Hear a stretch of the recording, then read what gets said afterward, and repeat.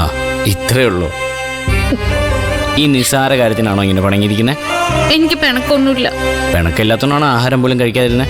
അതെനിക്ക് വിശപ്പില്ലാഞ്ഞിട്ടാ. എന്തിനാണോ എന്റെ മുന്നിൽ ഇങ്ങനെ ഒരു അഭിനയം? തന്റെ മുന്നിൽ അഭിനയിക്കാൻ വയ്യാത്തോണ്ടല്ലേ ഞാൻ എല്ലാം തുറന്നു പറഞ്ഞേ. എടോ, മുത്തശ്ശിക്ക് അറിയില്ലല്ലോ ആ കടയിലെ ലസ്സി നല്ലതാന്ന്. പുറത്തുനിന്നുള്ള ആഹാരമൊക്കെ കഴിച്ച് തനിക്ക് വല്ല അസുഖവും വരുമെന്ന് പേടിച്ചിട്ടാവും മുത്തശ്ശി ഇങ്ങനെ പറഞ്ഞത്. പിന്നെ ആമി ചേച്ചിയുടെയും കോമൽ ചേച്ചിയുടെയും കുറച്ച് ഇളക്കൂടെ ഉണ്ടാവും. താനതൊന്നും കാര്യാക്കണ്ട. തനിക്കിപ്പോൾ എന്താ വേണ്ടേ? ആ നാരായണേട്ടൻ്റെ കടയിലെ ലസ്സിയല്ലേ? എനിക്ക് വേണ്ട. എന്താ വേണ്ടത്? ഞാൻ ആഗ്രഹം ഉപേക്ഷിച്ചു, അതന്നെ. ഓ, അപ്പൊ ഞാൻ വിചാരിച്ചാലും പിണക്കത്തിലാണ് താൻ അല്ലേ? ശരി, തൻ്റെ പിണക്കം മാറ്റാൻ എൻ്റെ കയ്യിലൊരു സൂത്രമുണ്ട്. എന്താ?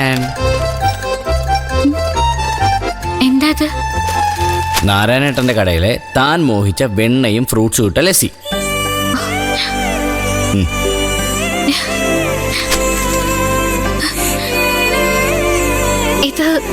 ഇതെങ്ങനെയാ? ഇതാണ് മനപ്പൊരുത്തം എന്ന് പറയുന്നത്.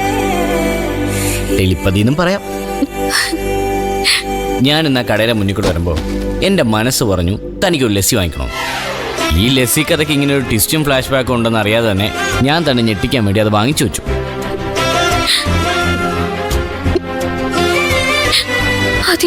ആ, കരച്ചിലും സെന്റിമെന്റ്സ് ഒക്കെ പിന്നെ. ആദ്യം എന്താ മര്യാദയ്ക്ക് ഇത് കഴിക്കും.